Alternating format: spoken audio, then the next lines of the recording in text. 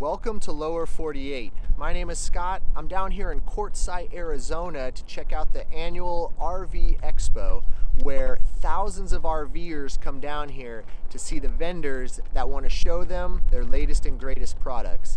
On top of the vendors and the RV show, there are hundreds of other vendors selling you anything and everything. Right now, I'm sitting on a mound outside of town called the Quartzsite Q. Has a sweet vantage point of looking all over the desert. I got the city of Quartzsite behind me. I came down here from Las Vegas, Nevada. It's a little over 200 miles to get to Quartzsite. Let me show you how I did it. The trip down to Quartzsite, Arizona from Las Vegas is 211 miles, and I'm gonna make 5 stops along the way to grab electricity. The first stop is just outside of Las Vegas in Henderson, Nevada, where I'm going to go to an Electrify America in a Walmart parking lot and take the truck up to 85%. Something I wanted to make note of is these 5 stops I'm doing. I'm playing it more safe by doing these 5. Some of these distances are 80 miles, 85 miles, and I probably could make it, no problem. At this point in my journey, I'm getting more comfortable with longer stretches and kind of getting the feel for the electronics in the truck, telling me that I have this much, and a headwind can take that much down significantly faster than what it was saying before you got into that headwind. So all these routes that I'm taking, I haven't been on very many of them at all. And if I have, they were in a gas car, so you're not paying attention to, are there mountain passes that you're going up and down, and how steep are they, how long are they, headwind, like I mentioned, even the temperature, cold weather kills the battery faster. So most of the time, unless I have to go 80 or 90 miles between chargers, I'm going to make the stops and just keep the truck, above 0.25%, above 0.5%, anywhere around there is great. As I'm finding out, and as you're seeing, these chargers are pretty much at the max of my truck, or getting close to it. If I'm rolling in at 10%, that's kind of maxing out in my head, because like I said, if the wind kicks up and I start getting a headwind or something like that, I could find myself not making it. So I try to plan it safe. I'm not in a hurry. I got everything I need in the camper behind me, so if I need to chill and make lunch or read a book, I could do it. So that's it. Let's jump into it, and I'll show you these 5 stops. After the Electrify America in Henderson, I'm headed down to the Cal Neve Airy Market and RV Park. I'm going to stay the night there and charge the truck overnight on their 50 amp plug. The distance from Henderson to the RV park is just over 54 miles. The next morning, I packed up the camper and headed down to Needles City Charging Depot, which is an Electrify America located in Needles, California. The distance from the RV park down to this charger was 51 miles, and so far this charger had the most room for me to pull in, turn around, hook up, and not have to disconnect the trailer or maneuver around any obstacles. After filling up in Needles, I headed to Lake Havasu City, Arizona, where the fast charger there was located at a Nissan dealership. The distance from Needles to Anderson Nissan was 37 miles. I filled the truck up to 85% at Anderson Nissan, and then I headed down to Parker, Arizona, which was 43 miles south. There's a shop down there called Spanky's RV and Marine, and they've installed a Tesla destination charger that's free to use. So I plugged in there for a couple hours to top off the truck, just enough to make it down to Quartzsite. After spending some time in Spanky's looking around at all their RV supplies and marine supplies, I grabbed some groceries at the local store and then headed down to Quartzsite. It wasn't a very long drive to get down there, about 35 miles. And that got me to the camp spot where I left the trailer and went over and filled up at the Electrify America at the Love's truck stop.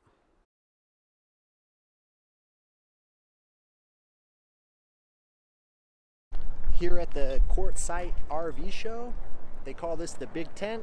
let's go in there and check it out.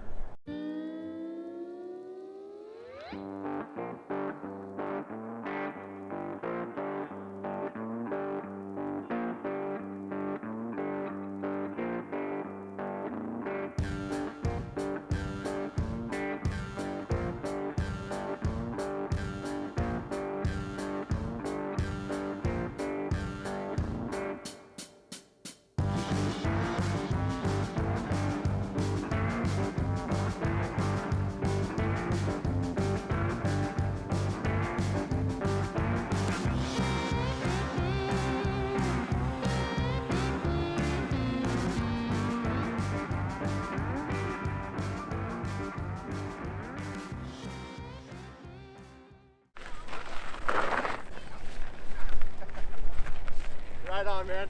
Yeah. Thank you. We found the e-bike site. Electric e-bikes are out here. It's kind of sketchy riding this thing and recording at the same time. Yeah, this thing's pretty cool. They got a little test track here. I'm gonna try to put down the fastest lap. They said they give me a free bike if I do. Nah, they don't. Just joking. So as I was designing where I wanted to place these boxes on the back of the rig, also the rack up on top, I knew I was putting a lot of weight in the back of my trailer, which can be a bad idea. You need enough tongue weight on the front of your trailer to keep things driving correctly.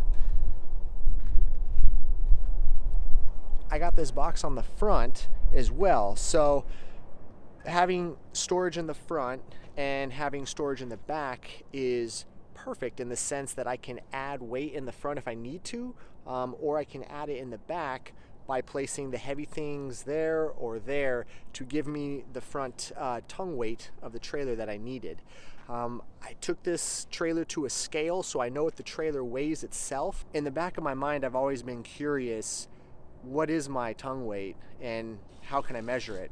So being here in Quartzsite, I went over to the RV Expo and I ran into the booth, Weigh Safe, and they make hitches. So they have a hitch that actually has a weight scale integrated into the hitch, and it'll tell you what your weight rating is when you hook up. So if you're loading up the back of your RV with a bunch of bikes and generators, outdoor grills, things like that, you can lose weight on the front of your trailer, which can put you into a bad situation. So knowing every time you're leaving what the weight tongue rate is perfect. So let's go and talk with Morgan, and he's gonna teach us a little bit about his hitch, and we're gonna hook it up to my trailer and see what the weight rating is.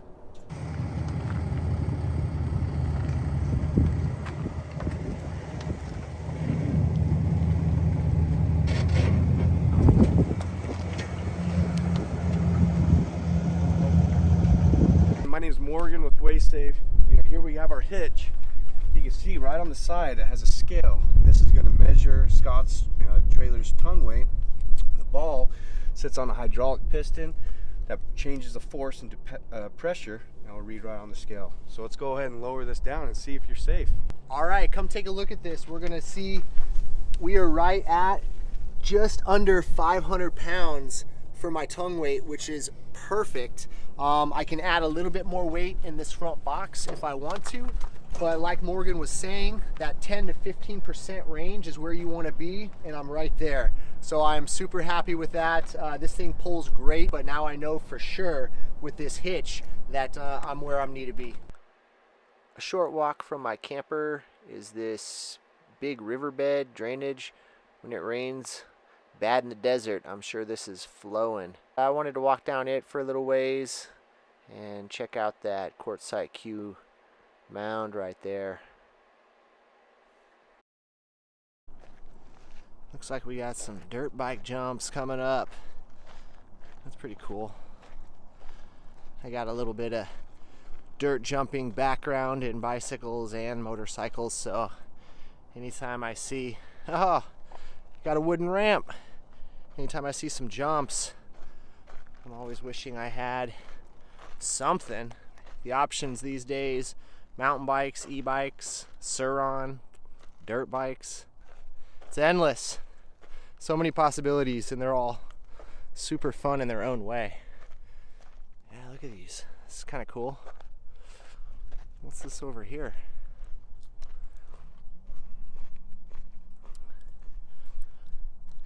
Oh yeah, that goes down there pretty deep. Oi!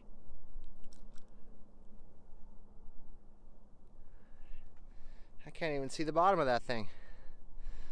We'll stay away from that. Some cool, looks like mining equipment. Go take a look at that stuff. There's the mountain again we're trying to get to the top of. I shouldn't say trying, we're gonna get to the top. That's where we're headed.